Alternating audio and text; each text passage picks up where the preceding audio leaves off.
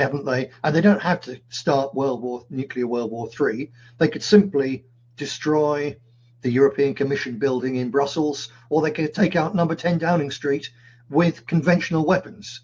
And the West's response might be nuclear war. I think that the Western leaders would promptly run away and hide in a corner somewhere. I think they'd be the ones who would blink if it came to that. But I might be wrong.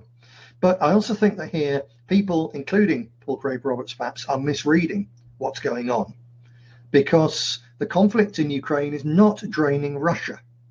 The conflict in Ukraine, before it's doing anything else, is demilitarizing NATO.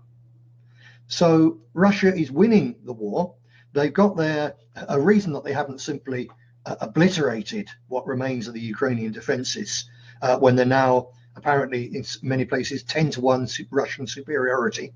They haven't done it because they're advancing generally very carefully, very cautiously, minimizing Russian casualties, which has been, for all the occasional Western media hysteria about meat wave attacks, the Russians don't do those.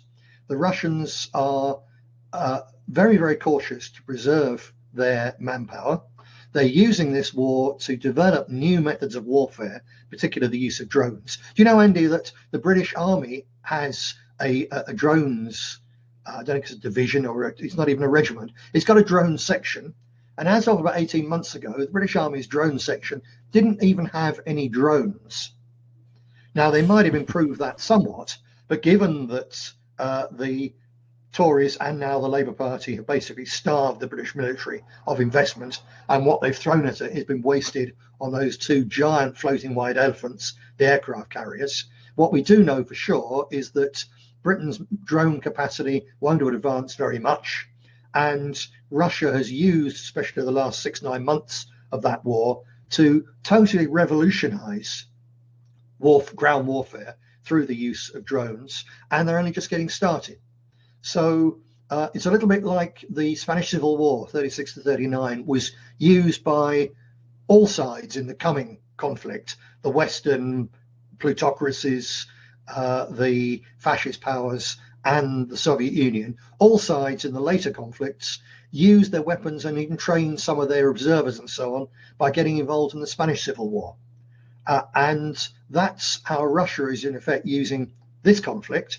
And as I say, they are, as it goes, so they're massively improving their own military capability.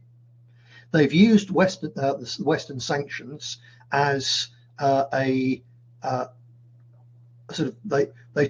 used it almost in a jiu-jitsu-like throw to massively improve their own domestic industrial capabilities. And with every day that goes by, they're increasing their stocks and they are running NATO's down. Given that that's what's going on, why on earth would Putin want to escalate because the West has crossed a red line, when he simply says, well, okay, you crossed that little red line, but you're weaker now, we're stronger now than a month ago, and in a month's to come, you'll be even weaker than you are now, and we'll be even stronger. So let's keep this rolling, because we can punish you for crossing those red lines whenever we want, but we don't want to yet. And I think that is where we are with this conflict.